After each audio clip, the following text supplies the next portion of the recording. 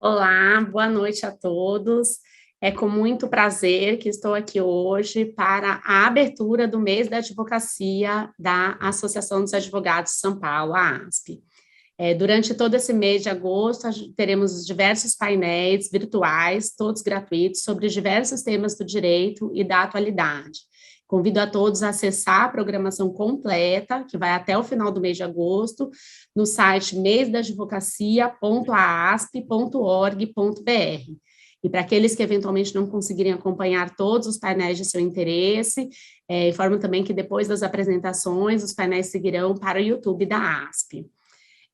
Também gostaria de convidar a todos para o nosso encontro anual da ASP, que integra o mês da advocacia, que volta a ser realizado presencialmente nesse ano de 2022, após 2 anos de realização virtual, na cidade de Campos do Jordão.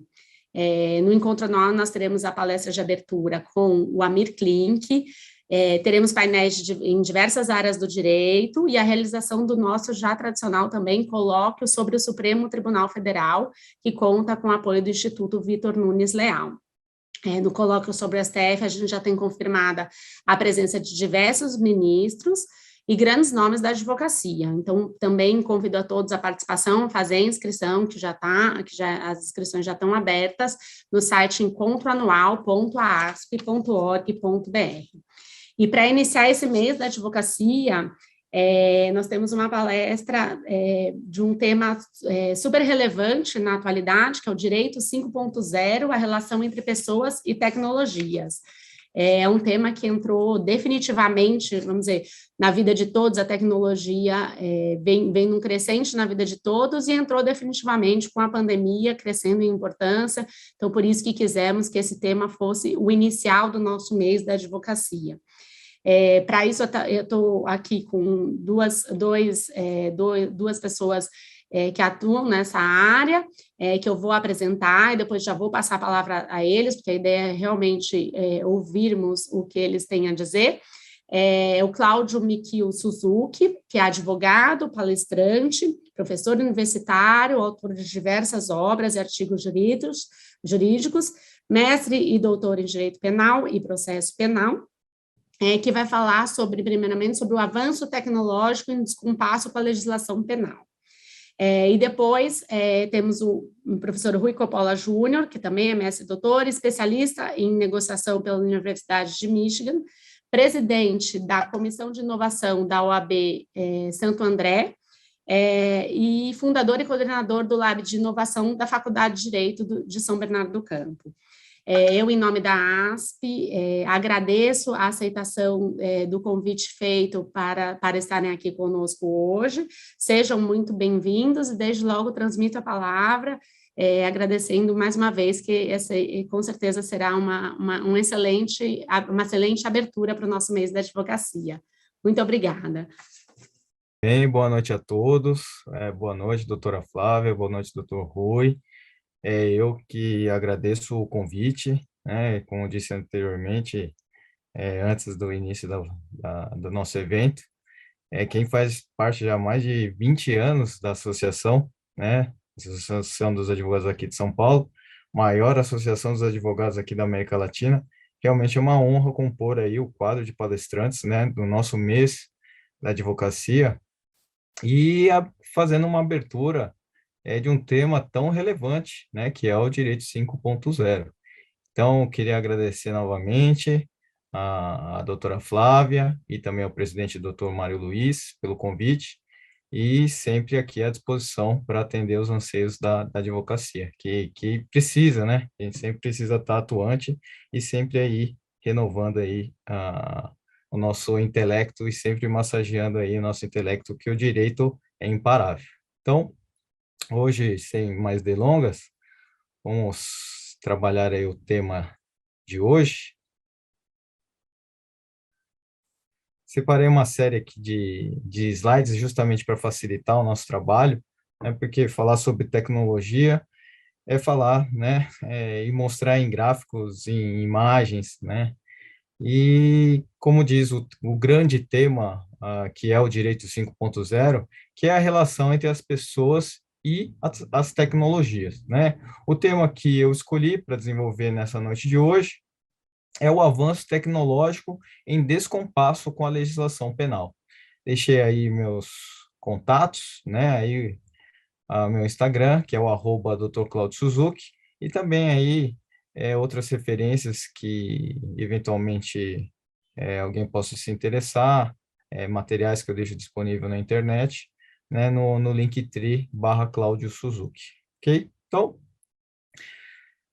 muita gente me pergunta sobre o tema Direito 5.0, né, principalmente porque eu sou oriental, muita gente fala que todo oriental é fanático por tecnologia, e no meu caso é uma grande realidade, né? Eu sempre fui envolvido com tecnologia, sempre gostei muito de tecnologia, e isso faz parte da minha vida e consegui agregar na minha vida profissional, né? Então, isso é muito gratificante. E falar sobre tecnologia, nós hoje, advogados, nós temos que falar dessas expressões, né? Que acho que muita gente já ouviu falar, mas muita gente não sabe. Já ouviu falar, mas não sabe, né? O que é o direito 5.0? Algumas pessoas já ouviram falar em direito 4.0 ou advocacia 4.0, advocacia 5.0, e já que, né, hoje nos propomos a explicar o que é o tema, a gente precisa explicar o porquê dessas expressões, né? Por que é 5.0 ou por que é 4.0. Para aqueles que são adeptos, né, da expressão direito 4.0, a gente precisa nos relembrar da evolução ou revolução industrial, né? E que nós tivemos 4 etapas, né? Então, eu coloquei aqui graficamente para melhor explicar. Nós tivemos a primeira revolução industrial, que é a chamada Evolução 1.0, que foi lá em 1784, né, que nós tivemos o início da mecanização, né, com a energia a vapor, e também a utilização da energia hidráulica. Então, essa foi a primeira etapa da evolução da Revolução Industrial.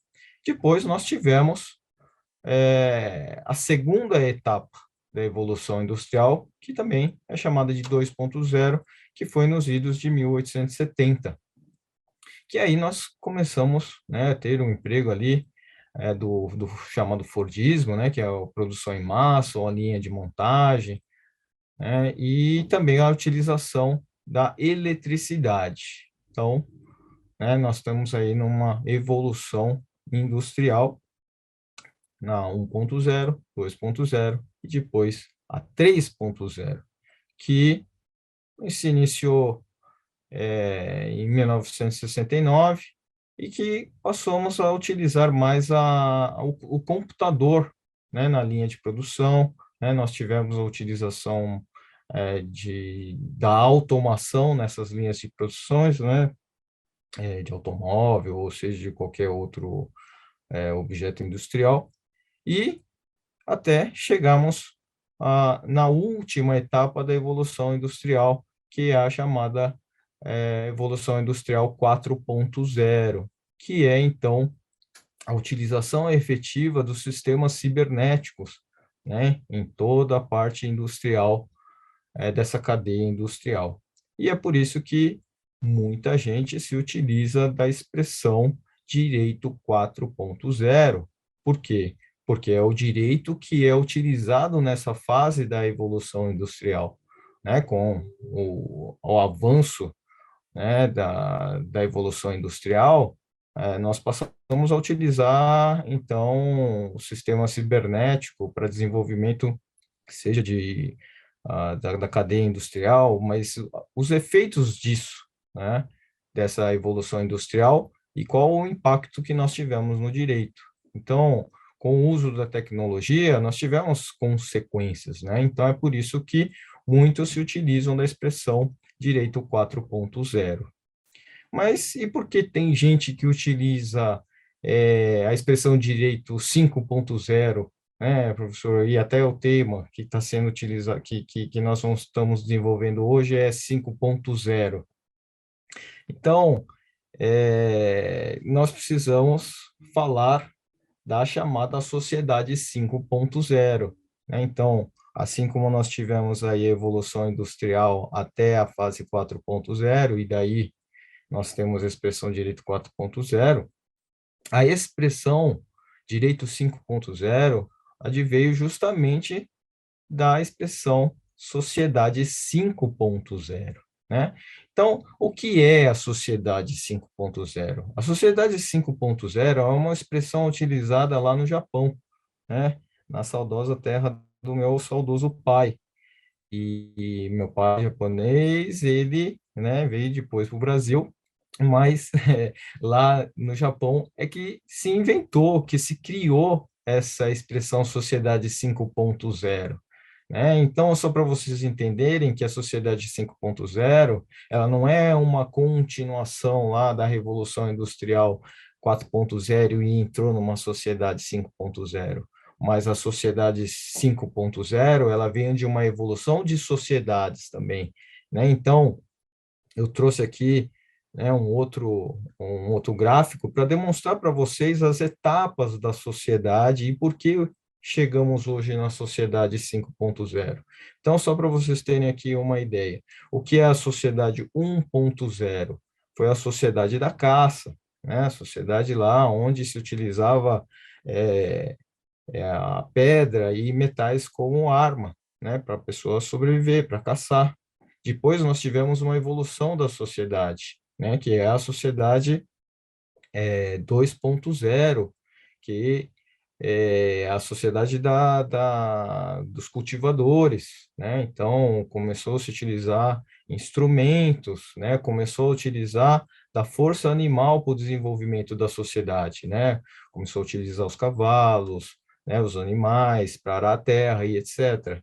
Depois dessa fase, nós tivemos a sociedade 3.0, que foi a sociedade industrial, né? Que aí começou a se utilizar da locomotiva a vapor, né? O uso lá do avanço tecnológico, né? Como a gente viu lá na Revolução Industrial, e nós chegamos na sociedade 4.0, que é a sociedade da informação, que é a sociedade que nós vivenciamos até pouco tempo, segundo, né, esses estudos do Japão, oriundos do Japão, né? Porque o que é a sociedade da informação? A sociedade da informação é que nós passamos a ter muito mais acesso às informações, né? Hoje em dia, eu sempre falo, quando eu estava na faculdade, não tinha isso de pegar as informações no Google, jurisprudência no Google, né? Quantas vezes eu não fui lá na biblioteca do Tribunal de Justiça pesquisar por jurisprudência, né? Por quê? Porque não tinha essa facilidade hoje, né? Do acesso à informação que, como nós temos hoje. Hoje a gente vai no Google e a gente tem uma série de informações à nossa disposição, né? Então, a sociedade da informação, que é a 4.0, justamente é o uso do computador, da internet, né? Do smartphone, né? Do avião, dos satélites, né? Como está escrito aí.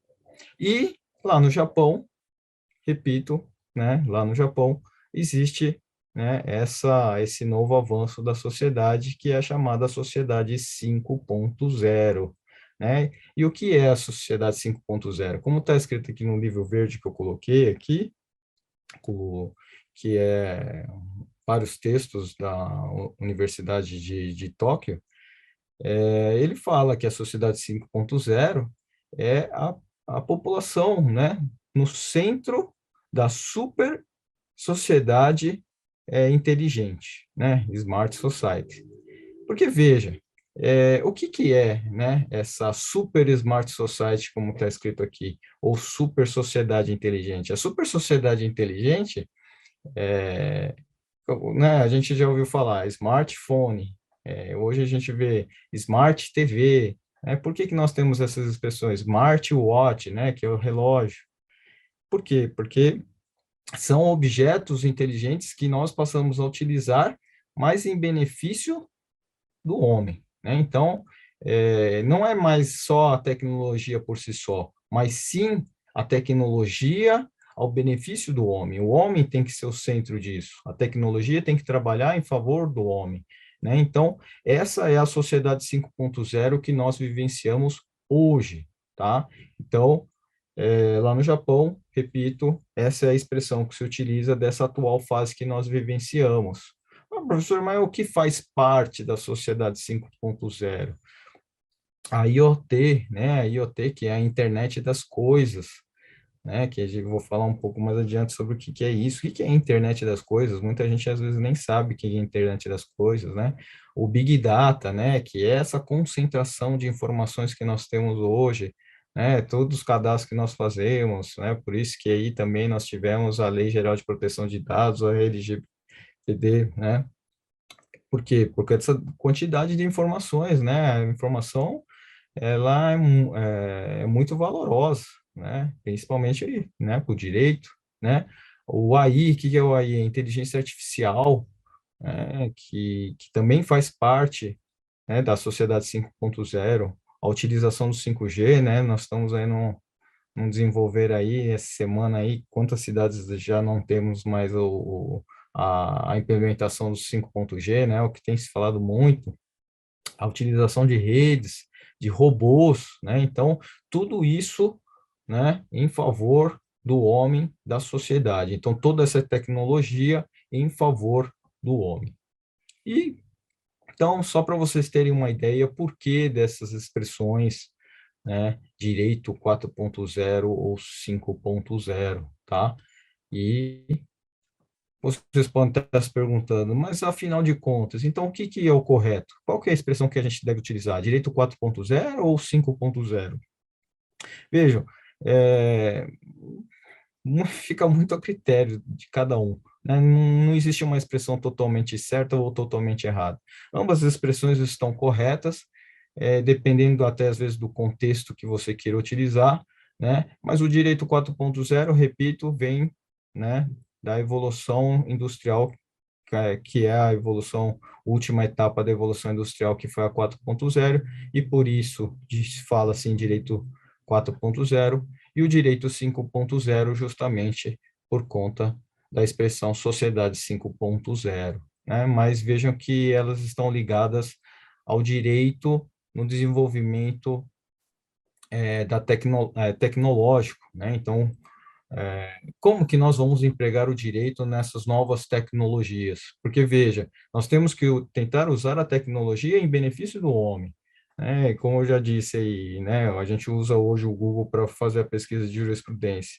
Mas não é só isso, né? Hoje nós temos processo digital, né? Muita gente ainda vê, hoje, quem milita aí na área, ou quem está iniciando, sabe que existe processos físicos, né? Não são só os processos digitais, mas tudo isso faz parte de uma evolução, né, da tecnologia e, e qual a parte do direito em tudo isso. Então, a gente precisa entender o contexto que nós vivenciamos. Por quê? Porque as consequências de uma evolução tecnológica, elas afetam o mundo do direito. Né? Como assim? Como que afeta tanto a evolução tecnológica?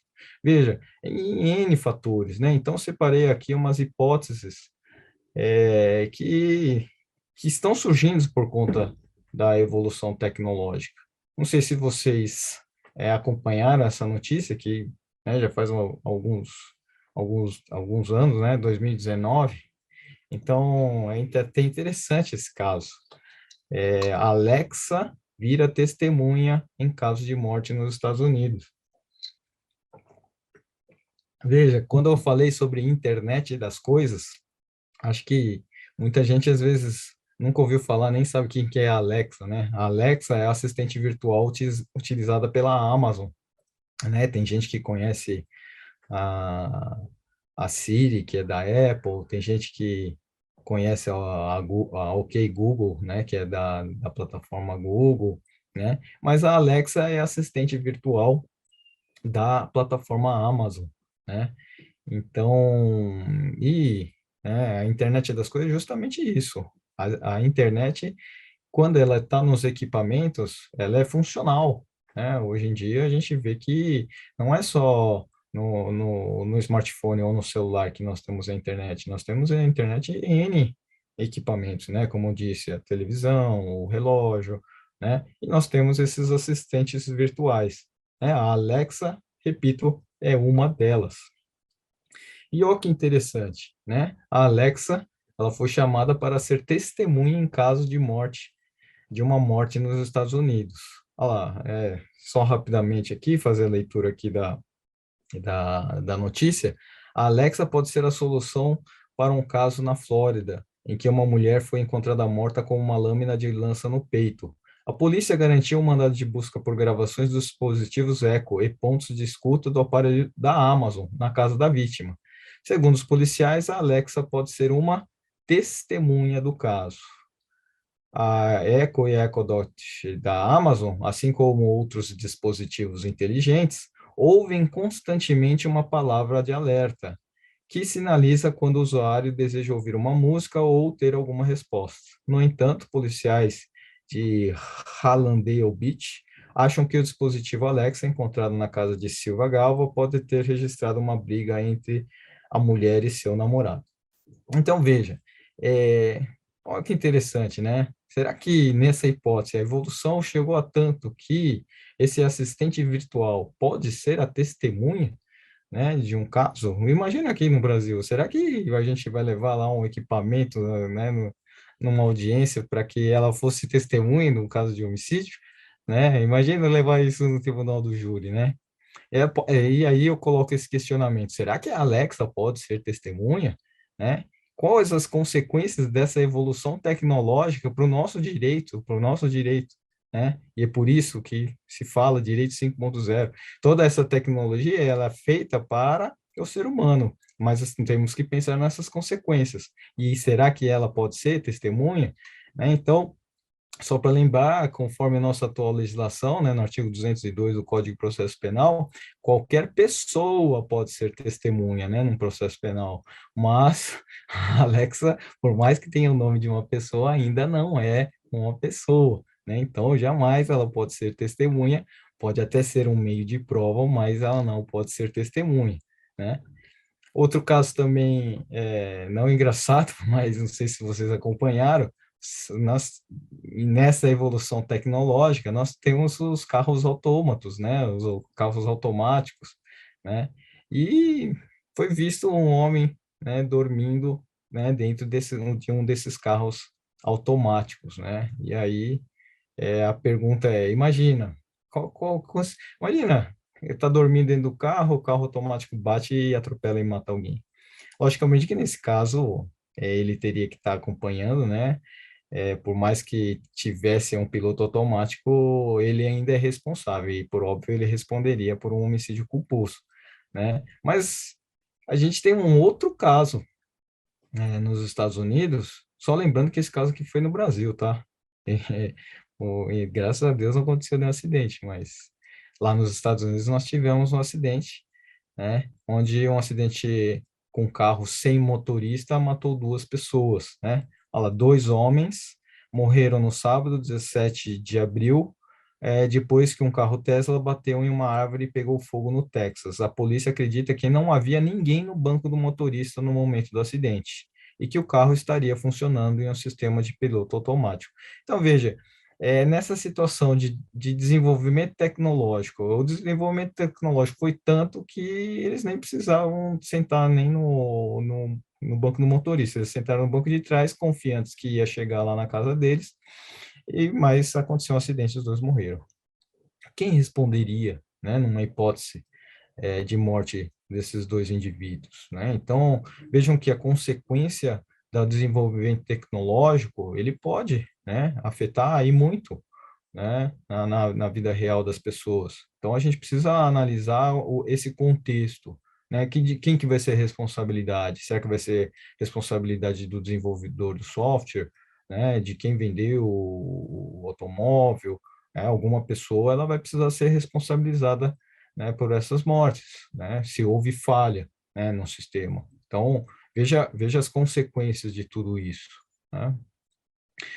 E veja, quando a gente fala análises de condutas por conta de desenvolvimento tecnológico, a gente sempre tem que lembrar que o ponto basilar do direito penal, que se a gente for tentar imputar um crime a alguém, a gente tem que lembrar do artigo 1º do Código Penal, eu sempre falo, né?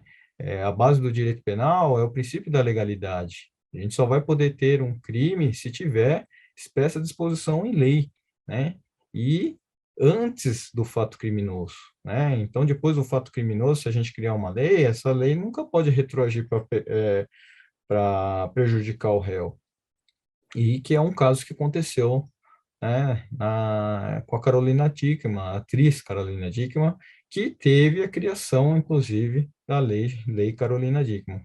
E para quem é meu aluno sabe que eu odeio o nome, colocar nome em lei, né? Lei Carolina Dickmann, Lei Maria da Penha, Lei Menino Bernardo, nada contra essas pessoas, mas a gente fica à mercê aí de leis, né? E colocar nome de lei, colocar nome de pessoas em leis, para mim não é algo normal. Mas, enfim, o que, que nós tivemos nessa hipótese aqui, na Lei 12.737 de 2012, né? Para quem não se recorda, em 2011, nós tivemos, né, o caso da atriz Carolina Dickmann, onde ela teve o celular invadido e teve algumas fotos dela nua, né, subtraídas do celular dela. E ele passou o quê? Ele passou a chantagear, a extorquir ela. Ele foi punido pela extorsão, mas ele não foi punido pela invasão no celular dela. E é por isso que então se criou a Lei 12.737, que introduziu o artigo 154-A do Código Penal, né? Que é a invasão do dispositivo informático. Recentemente, inclusive, né, teve aumento da pena, que passou a ser um crime de pena de 1 a 4 anos e multa. A Lei 14.155 de 2021, também prevendo essas questões de desenvolvimento tecnológico, né, nós tivemos aí a inclusão, né, de um furto qualificado, né, caso seja utilizado um dispositivo eletrônico ou informático. Por quê? Porque havia essa, não lacuna, mas utilizava-se a regra geral, prevista no parágrafo 4º, né, do artigo 155. Não tinha um tipo penal específico no caso de furto mediante fraude por dispositivo tecnológico, né? E a Lei 14.155 de 2021 trouxe essa inovação legislativa, né? Por quê? Porque, então, nós tivemos um furto qualificado, tá? Nessa situação específica, mediante dispositivo informático, que também teve a introdução do parágrafo 2º, letra A, no artigo 171, crime de estelionato, que foi a introdução do crime de fraude eletrônica, que é algo que eu já havia falado na minha dissertação de mestrado de 2008, né? Então, em 2008, eu já falava sobre essa lacuna que existia sobre a fraude eletrônica, né? Até coloquei aí, propagandei do meu livro, né? Porque eu desenvolvi a minha dissertação de mestrado falando sobre isso, que havia essa lacuna específica sobre a fraude eletrônica no nosso Código Penal. E por que que eu falei sobre essa, né, essa rápida explanação das fraudes eletrônicas, do furto mediante fraude eletrônica? Porque hoje nós temos legislação, né, para essas situações. E quando na ausência, nós utilizamos a regra geral.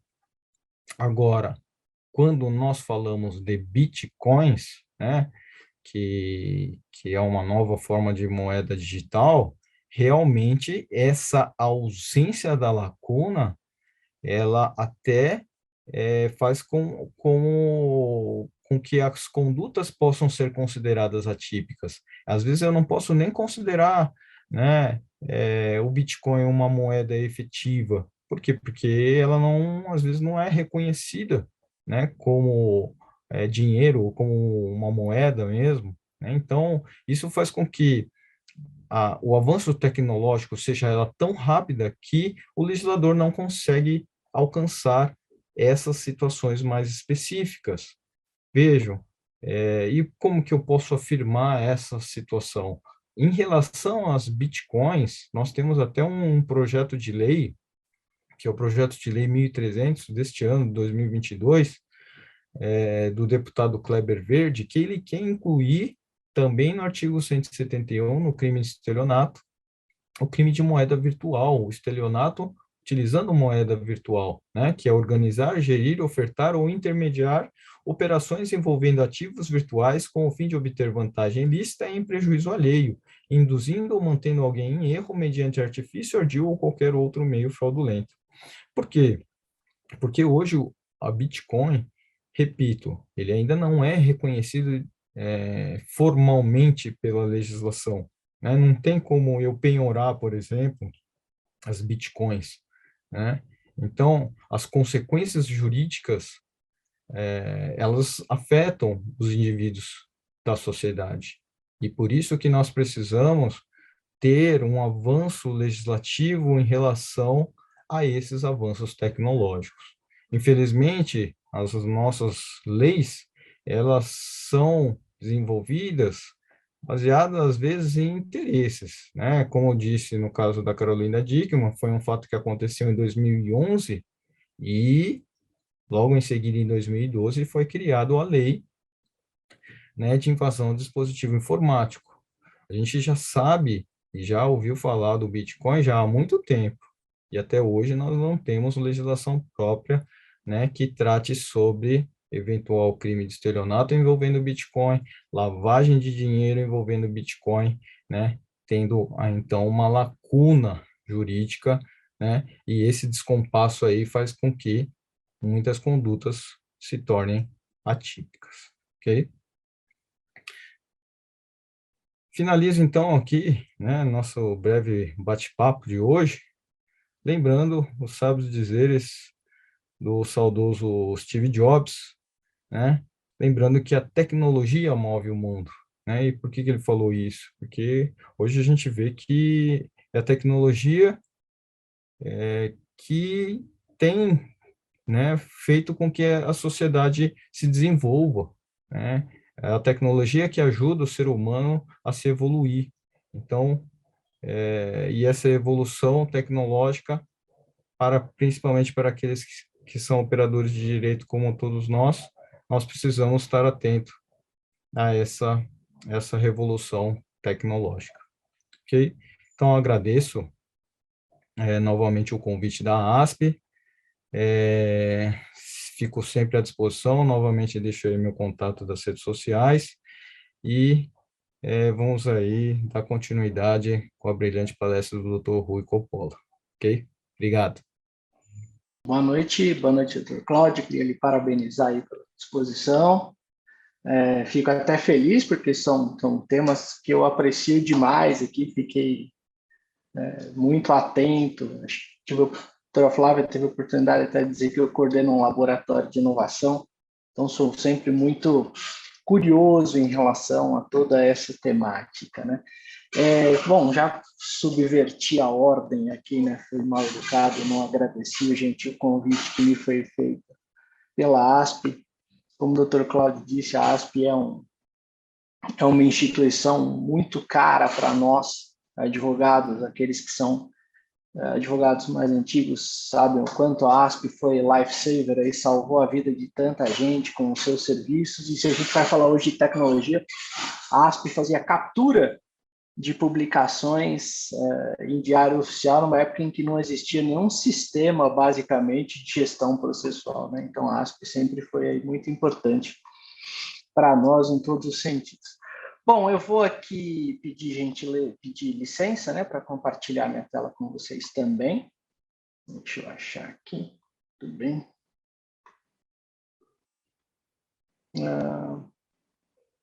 Eu acredito que já esteja compartilhando, então vamos lá, né? Bom, o convite que me foi feito foi também para falar sobre um tema que é ligado ao que se entende, né? O Cláudio já explicou aí as divergências existentes acerca da nomenclatura, o que se entende por direito 5.0, E aí me pediram que sugerisse um tema, eu achei interessante falar sobre o legal design como instrumento de acesso à justiça, né? E é sobre isso que a gente vai, então, aqui falar rapidamente. Aqui tem só, já foi feita uma apresentação, né? Mas como o Dr. Cláudio disse, ele é um adepto da tecnologia, eu também, então quem quiser se conectar comigo aqui tem esse QR que vai levar direto para o meu LinkedIn e tem também aqui o meu @ do Instagram, para que a gente possa trocar ideia e seguir lá depois, tá? Eu gosto sempre de começar qualquer webinar, palestra, bate-papo, encontro, mesa redonda, mesa quadrada, o que quer que seja que a gente vá tratar de direito e tecnologia, eu sempre gosto de começar com basicamente duas colocações. Primeiro, um pedaço da letra extraída aqui, antiga da Legião Urbana, né? Que diz assim: o futuro não é mais como era antigamente. E isso me leva a essa reflexão, né? De Melville a Watson. Eu acho que isso é bastante representativo. E é bastante representativo pelo seguinte: eu, enquanto aluno, e nós estamos falando aqui de um período já de muitos e muitos e muitos anos, lá de quase a era mesozoica, eu tinha verdadeiro trauma, eu tinha terror do trio de ferro romano, né? Caio, Mévio e Tício.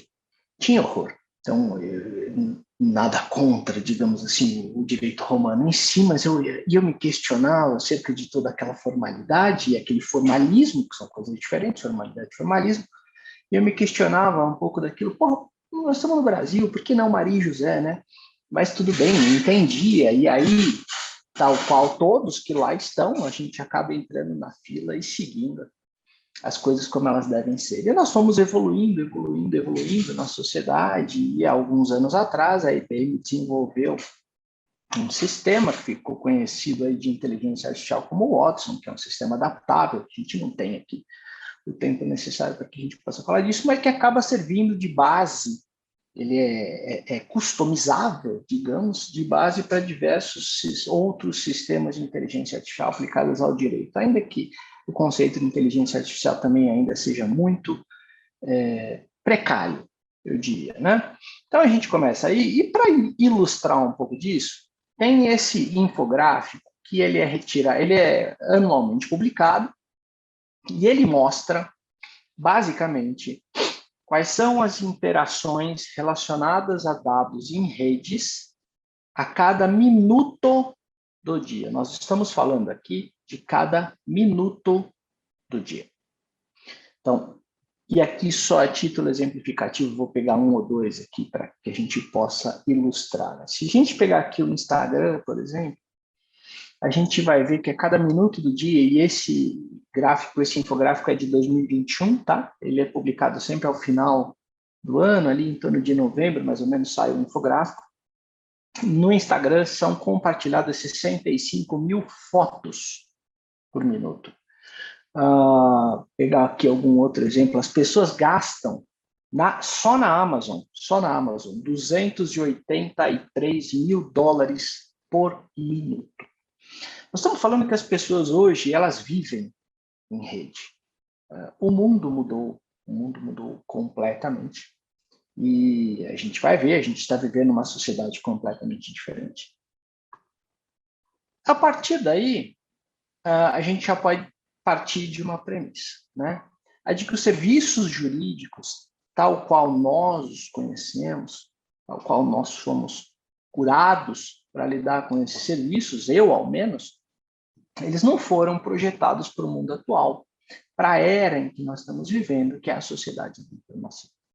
E uma constatação, não é algo que eu tenha por um devaneio chegado a essa, mas é uma constatação, é de que nós, os profissionais da área jurídica, nos acomodamos durante muito tempo, enquanto outras áreas avançaram. E estas outras áreas que avançaram, elas perceberam, elas notaram que nós, do direito, estávamos muito para trás em relação à aplicação da tecnologia à nossa área. E começaram a perceber campos, espaços em branco, que poderiam ser preenchidos por eles, não da área jurídica, né? mas aliando engenharia de software, aliando tecnologia de informação, segurança e diversos outros serviços relacionados à tecnologia, ao direito e aos espaços de oportunidades que o direito apresenta. Tem um mapa aqui que eu vou mostrar para vocês, que eu acho muito interessante, ele é a versão mais atual desse mapa, ele é agora do mês de agosto, publicado pela Associação Brasileira de Law Techs e Legal Techs, a AB2L, e ele mostra a quantidade de startups que prestam algum serviço ligado ao direito, tá, oferecidos para os profissionais da área jurídica ou não.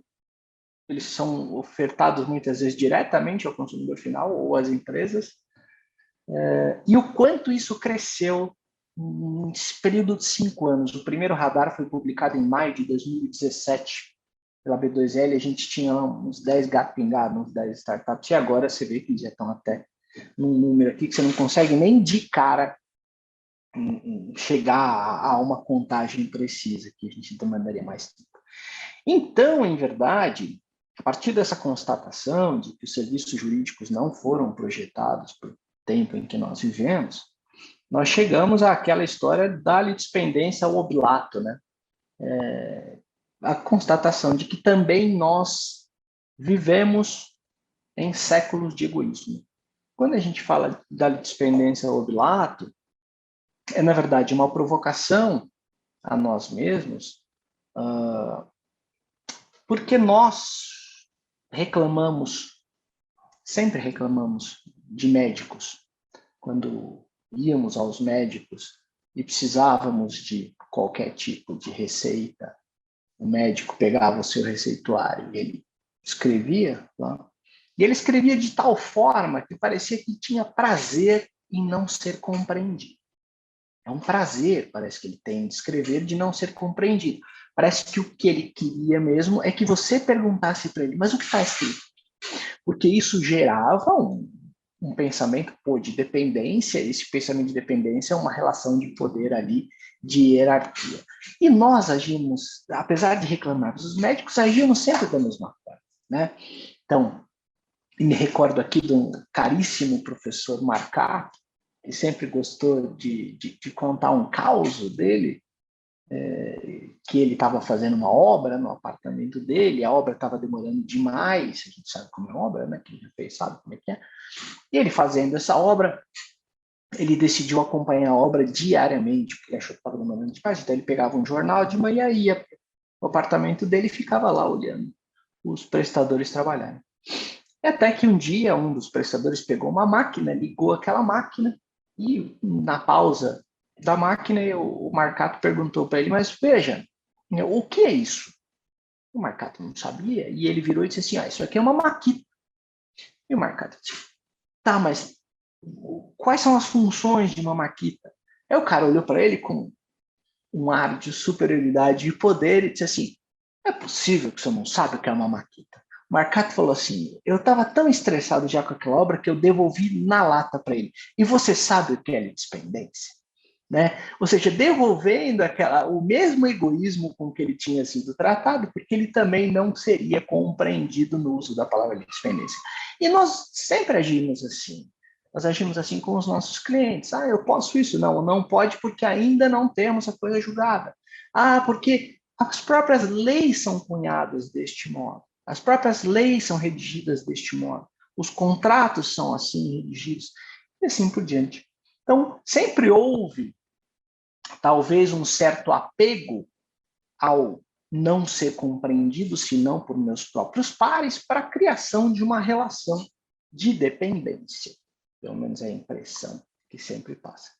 Fato é que nós, numa sociedade da informação, não é mais uma sociedade industrial, é uma sociedade hoje que vive de informação, que é gerida por uma cultura data-driven, ou seja, uma cultura de dados. Esses dados geram o que nós entendemos por capitalismo de vigilância, a gente nem vai falar disso aqui, porque é um tema super complexo. Tudo isso junto trouxe de modo muito forte a inovação para o direito, e chegamos então a este conceito de direito 5.0, que, repito aqui o que já foi destacado pelo professor Cláudio, esses conceitos de 4.0, 5.0, eles são sempre controversos, cada um tem um conceito, né? Mas que seria basicamente não apenas a relação entre pessoas e tecnologia, porque isso já poderia ser observado no 4.0, na sociedade da informação, mas uma relação entre pessoas e tecnologia voltada para o ser humano enquanto centro dessa relação, né? Então, muito preocupada com o ser humano, e não apenas com o ferramental. Isso nos provoca uma série de efeitos. Um desses efeitos é a transformação da comunicação jurídica. E a transformação da comunicação jurídica passa, dentre outras, pelo que se entende por legal design, né? Então, o legal design, na verdade, ele é um movimento global, não é uma invencionice brasileira, não é uma invencionice norte-americana, não é nada que seja localizado, ele é um movimento global para tornar a lei e a justiça mais acessíveis. E estamos falando de acesso efetivo, da compreensão, do modo de se acessar, enfim, da comunicação como um todo. E você pode dizer, mas isso ainda é muito fechadinho, muito centrado, é um bloquinho de pessoas, e de fato os eventos a gente acaba vendo sempre as mesmas pessoas, mas está crescendo tanto que essa foto aqui é de um convite que eu recebi da TV Justiça para participar de um documentário do Supremo Tribunal Federal sobre o legal design no Poder Judiciário. Veja que não é o legal design no Brasil. O Supremo Tribunal Federal estava produzindo um documentário sobre o legal design no Poder Judiciário. Na oportunidade, eu tive enorme prazer de ser convidado para falar, porque a doutora Flávia até ressaltou, eu fui criador de um dos primeiros laboratórios de inovação jurídica do Brasil. A gente trabalha lá, e um dos nossos núcleos trabalha com legal design, e por isso eu fui convidado para falar disso, né? De modo simplificado, o que é design? A gente costuma ligar design à parte estética, mas ele não é a parte estética. O design, na verdade, nada mais é do que um aprimoramento de um processo, de um produto, de um serviço, né? Então, muito mais do que estético, o design é algo funcional.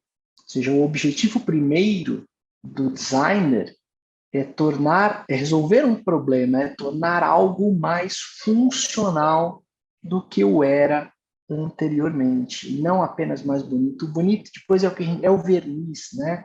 É o que a gente passa ao final. Então, quando a gente une os conceitos, o legal design nada mais é do que a aplicação do design, ou seja, dessas técnicas de design. Quando a gente fala de design, a gente está falando de algo muito grande, existem diversos tipos de design de produto, design de serviço, design de experiência, design do cliente, uma série de tipos de design. Então, o legal design nada mais é do que a aplicação dessas teorias de design ao direito, sempre tendo como centro o ser humano. Então, nós passamos a utilizar e nos preocupar com conceitos que não nos preocupávamos antes. O melhor exemplo disso, que eu gosto sempre de, que ele é super fácil de ser compreendido, é a questão do usuário do serviço. Quando nós somos contratados enquanto advogado, por exemplo, para ir a juízo, seja para ajuizar uma ação ou para nos defendermos em uma ação, nós temos um cliente. E este cliente, ele é usuário naquilo que se refere ao meu contrato de prestação de serviços advocatícios, contrato de honorários. Mas ele não é o usuário, por exemplo, das minhas petições. O usuário da minha petição é o juiz. Então, eu não posso usar uma linguagem que eu uso para o juiz para o cliente. Eu não posso usar uma linguagem que eu uso para um juiz X para o mesmo juiz Y. Eu não posso. E isso passa pela identificação de quem é o usuário. Então, isso passa também por uma análise de dados para você descobrir quem é a pessoa, com quem você está falando. Se bem que eu disse a vocês, não é um movimento focado, isolado, é um movimento global. Ele ganhou muito corpo, ganhou muito destaque porque se criou um laboratório de legal design na Universidade de Stanford, coordenado por esta professora Margaret Hagan, que o coordena até hoje, na verdade, e esse laboratório ficou conhecido como uma espécie de nave-mãe aí do legal design, apesar de na Europa nós temos também inovações, iniciativas muitíssimo interessantes. Nós temos uma na França, uma na Holanda, uma na Finlândia, muito forte, muito bacana mesmo. O que as pessoas costumam perguntar, né? A gente tem um tempo aqui bastante limitado. Mas isso vem sendo aplicado no dia a dia forense? Então, eu vou mostrar para vocês aqui algumas aplicações que vêm sendo feitas no exterior e algumas já aqui no cenário nacional. E para que vocês entendam o que é essa acessibilidade, né? Primeiro aqui a famosa marca de cosméticos MAC, né? Esse contrato aqui, o Before, está na tela, é o contrato que eles tinham com influenciadoras da marca. Olha o tamanho do contrato. Olha o que está destacado em amarelo, que foi o que eles consideraram relevante, porque uma das etapas do verniz, do que a gente chama de visual, é a limpeza do documento, e depois o que virou aqui no After, virou um documento claríssimo, de pouquíssimas páginas, em computador ou em tablet, uma coisa digital muito mais próximo do que a marca e do que a necessidade daqui, né? Este daqui, basicamente, fui eu que fiz. Esse daqui é uma iniciativa minha de um contrato de prestação de serviços que, para além do bonitinho, não é a questão do ser bonitinho, não é essa a ideia. Ele simplesmente é claro e então ele trabalha os tópicos que seriam o que a gente chama de cláusulas, né? Em termos de tópico de questões, assim, para que fique bem claro para o cliente o que está sendo feito. E ele tem uma das coisas que mais pega no legal design, que mais é importante, é a empatia, tá? É a aplicação dos critérios de empatia. Então, você veja aqui que nessa pergunta, e se eu quiser sair dessa, é óbvio que o que eu estou mostrando aqui não é o contrato todo, não é possível que seja feito em todos os contratos, não é. Você tem clientes e casos extremamente complexos, clientes mais formais, menos formais, mas para alguns isso é possível. Este caso aqui, se eu quiser sair dessa, ele tem uma linguagem super simples e uma forma facílima de você sair dessa, tá? Então, mostra aqui a utilização da empatia. Isto daqui é um infográfico de linha do tempo que foi utilizado em embargos de declaração de um acórdão de uma ação rescisória, após a publicação do acórdão de uma decisão rescisória. De uma ação rescisória, perdão. Uma ação rescisória que tramitava desde 2014, e daquelas complexas, vai e vem, extingue e volta, até que depois de 5 anos, foi provido, coisa raríssima, a gente sabe disso, um recurso especial para dizer, tribunal, você tem que julgar. O tribunal, então, julgou procedente, a ação rescisória ela tinha um valor considerável, e veio o tribunal e fez algo que a gente adora. Ele condenou em R$1.000 de honorários advocatícios. R$1.000. E aí você faz o quê? Além de chorar, você esperneia, você grita, você bate? Não tem o que fazer. Vamos tentar mostrar o trabalho que foi desenvolvido aqui para falar, pelo amor de Deus, R$1.000. Né? E aí se fez essa linha do tempo, 5 anos para que nós tivéssemos o direito de ter aquele pedido julgado, uma ação super complexa, então se mostrava aqui também o benefício econômico do cliente, e todas as idas e vindas foram diversos recursos, talvez não esteja tão claro aqui para que vocês possam ver, porque a tela está pequena, né? Mas mostra também a utilização. Aí passando mais rapidinho, essa aqui é uma contestação, um caso bastante famoso que foi trabalhado pela MIL, a MIL, mais do que a parte bonita, que é o que a gente chama de visual law, mais do que isso, eles fizeram um trabalho de background muito forte em relação à definição de temas que eles trabalhariam. Então, aqui pelo adiantado eu vou passar, tá? Uma contestação de cartão de crédito, também para facilidade de compreensão. E aqui um exemplo que eu gosto demais, quando me perguntam, mas e o judiciário? O judiciário tem utilizado? Quando eu digo assim, não é só uma questão de você fazer uma peça bonitinha, uma peça clara. Esta juíza, uma juíza de São Paulo, Tatiane Moreira Lima, ela é um exemplo de utilização do que a gente chama de legal design nata, nasceu para isso. E sem utilização de nenhuma técnica propriamente, ela é uma juíza que trabalha com menores, num lugar extremamente complicado, uma região extremamente complicada, menores vítimas de violência. Ela precisa ter a confiança desses menores para extrair deles o que é necessário.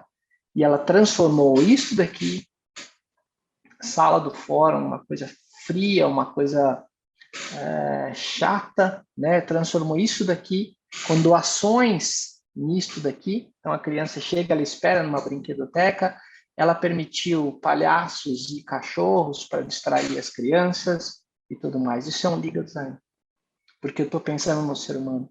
Assim como este mandado de citação usa legal design. A pessoa que não recebe um mandado de citação, quem nunca aqui recebeu um mandado de citação, por exemplo, de juizado especial, que a lei diz uma coisa e cada juizado diz outra. Cada um tem sua própria regra. Então, você tem que ficar ali tentando entender, pô, quando é que eu tenho que apresentar essa defesa, né, para não ter problema? Olha a clareza deste daqui. A pessoa consegue entender exatamente. Tem um telefone para tirar dúvida, uma central de atendimento muito humano, né? E a gente tem diversas outras, como política pública da cidade de Nova York, visualmente, para que os imigrantes que têm as suas bancas ali possam expor. A gente tem tudo isso de modo claro, tudo isso voltado pro quê, na verdade? Para que a gente tenha a criação de produtos e serviços jurídicos mais claros e acessíveis às necessidades dos usuários, que no fim da linha são seres humanos. E estes seres humanos é que devem trabalhar no centro das relações. Então é isso. Eu agradeço a atenção de vocês, espero que eu tenha ficado dentro do tempo que me foi proposto aqui, que era 20 minutos, e aí estou à disposição também, caso haja algum tipo de questionamento. Obrigado. Tem duas perguntas aqui que acho que são dirigidas para mim, porque falam exatamente de legal design. Eu vou começar com a segunda, tá? Porque a segunda é uma questão que eu discuto e que eu tenho, inclusive, uma provocaçãozinha para fazer, né? Impressão em relação à possibilidade das decisões judiciais orientadas por inteligência artificial. Primeiro que, assim, a gente precisa entender, e eu disse isso durante a minha explanação, que eu acho que o conceito de inteligência artificial ele ainda é muito maltratado, para falar a verdade. Assim, inteligência artificial mesmo, estado da arte, a gente nem tem no Brasil, para falar a verdade, tá? O que a gente tem, na verdade, é uma inteligência artificial que é basicamente árvore de decisão, ele é uma automação de processos e ele vai, sim, tem se desenvolvido bastante. Será que a gente vai chegar a julgamentos por inteligência artificial? Olha, eu vou te dar minha opinião, sim, sem sombra de dúvida, sim, né? Na China já existe uma notícia de que eles querem adotar isso e o juiz só validaria, o juiz teria que seguir. Ah, mas tudo bem, não pode falar da China, a China não é referência. Então, beleza, então vamos fugir da China, vamos ficar no Brasil? E aí vem a minha preocupação. O que é julgar? O que é o ato de julgar? O Supremo Tribunal Federal ele trabalha com uma aspas de inteligência artificial chamada Vitor, e o Vitor ele faz juízo de admissibilidade de recurso extraordinário. O Vitor faz, por exemplo, a seleção de REs que estão ou não com tema repetitivo, que tem repercussão geral e tudo mais. Então, ele tem a possibilidade de rejeitar o segmento de alguns recursos. Isso, para mim, é julgar. Então, assim, na pior das hipóteses, a gente já tem julgamentos hoje que são realizados, aspas, de novo, com todas as ressalvas, por inteligência artificial no Brasil, tá? Mas eu acho que julgamento a gente vai ter sim, mas vai demorar um bocadinho. Como eu vejo petições muito desenhadas, né? Então, Thelma, eu não vejo com bons olhos, tá? Porque as pessoas precisam entender o seguinte, é o que eu estava explicando para vocês, legal design é um processo. Às vezes eu faço um processo e o meu output, assim, a saída do processo é simplesmente um método de atendimento mais humano, ponto. Ele não precisa ter desenhinho, ele não precisa ter frufru, ele não precisa ter nada disso. Legal design é uma coisa, visual law é outra coisa. Muitas vezes eles vão coincidir, vão ser aplicados em conjunto, outras não, mas é uma técnica, e esta técnica é estudada, né? Então você tem que entender, não é simplesmente você pegar lá símbolo, foto, Pictionary e sair jogando na petição. Isso vai contra e vai fazer um mal danado, eu diria, como eu sempre faço o paralelo da justiça gratuita. Justiça gratuita virou uma bagunça tão grande, anos atrás, que hoje quem precisa tem dificuldade de conseguir, né? Então, eu acho que, assim, ela tem que ser bem utilizada nesses exemplos, por exemplo, que eu mostrei para vocês, eu acho que super válido, mas eu sou contra. E acho que eu já respondi o Rafael aqui, né? Às vezes não pode mais atrapalhar do que ajudar. Sim, pode, exatamente. Quando você faz sem técnica, faz sem técnica, o limite é o bom senso, né? O limite é a necessidade, é o bom senso, é a clareza. Eu também já peguei coisas verdadeiramente horrorosas. Você tem que ter um limite do razoável. Outro dia eu peguei uma peça que tinha meme. Não dá, né? Não dá. Por mais que eu seja, e eu sou um cabra bem informal, eu sou muito informal, até, desculpa, até tô sem gravata, tenho camiseta de basquete ali atrás. Eu sou informal, eu sou assim. Meme em petição, aspas, isso é visual, não rola, né? Não rola, não dá. Então, e aí que tem uma última aqui, reflexão devemos ter do legal design inserido no metaverso. Metaverso é outra coisa, viu, Eliseu? Metaverso é um negócio que vai rolar, isso é certeza que vai rolar. Por quê? Porque, na verdade, a sociedade está doida para viver no metaverso. A sociedade vive em redes sociais, vive em avatares, vivem como hooligans das redes. Na rede eu sou um avatar, eu posso tudo. Estou dizendo como a sociedade vive, né? Então a sociedade está doida para viver no metaverso, para viver o que não é, para viver outras. Isso vai rolar. E aí você tem o lado positivo disso, né? Tudo tem lado positivo e lado negativo. Então, toda evolução assim muito grande, ela vai trazer novos desafios. Esses novos desafios vão trazer novas oportunidades. E toda a automação, por exemplo, que vem rolando em relação ao direito, que as pessoas dizem, as profissões vão desaparecer, as funções vão desaparecer, muita coisa vai, de fato, desaparecer. Mas não está se considerando que, para quem estiver atualizado, muita coisa vai surgir, muita coisa nova. O Claudio falou, por exemplo, ali dos carros autônomos. Os carros autônomos eles vão mudar por completo tudo que nós temos há séculos sobre responsabilidade em acidente de veículo. Sabe aquela história assim, bateu atrás é presumidamente culpado? E agora? De quem é a culpa? É do sensor? É do software? É do fabricante? É todo mundo solidário? Não é? Tudo vai mudar. Então, quando a gente fala de legal design, ele é aplicável em qualquer cenário. E absolutamente em qualquer cenário. NFT é outra coisa, sabe? Então, acho que são novidades, são todas muito legais, são todas muito bacanas, todas vão rolar.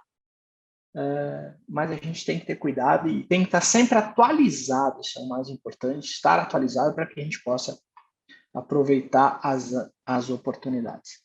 Bom, acho que não sei se foi muito rápido, mas eu consegui aqui responder tudo aquilo que estava, respeitando o tempo também aqui que nos tinha sido pedido, viu, gente?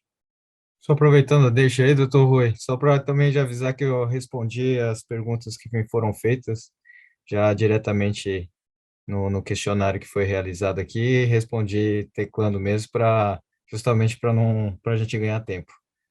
Perfeita e brilhante a sua exposição, doutor, e já finalizando aqui pelo menos a minha parte, agradeço aí todos os presentes, vi que a gente já chegou a atingir um pico aí de 130 participantes, é muito relevante, sensacional aí, a questão do legal design, realmente muita gente escreveu aí que tem muita gente que desenha, como o doutor mesmo falou, coloca meme, e realmente a gente está vendo que às vezes os colegas também não têm limite, né? Mas foi muito interessante, gostei muito aí das camisetas de basquete aí, doutor, sensacional aí, bem legal mesmo. Bom, mas sem mais delongas, então, eu queria agradecer novamente a ASP pelo convite, a todos os participantes, e agradeço o Jorge aí, a Sara aí, que ficaram aí no nosso suporte. Agradeço e boa noite a todos. Forte abraço. Também queria agradecer, boa noite a todo mundo, viu, gente? Obrigado e eu estou à disposição aí nas redes para quem quiser trocar uma ideia, tá bom? Obrigado, boa noite para todo mundo, gente.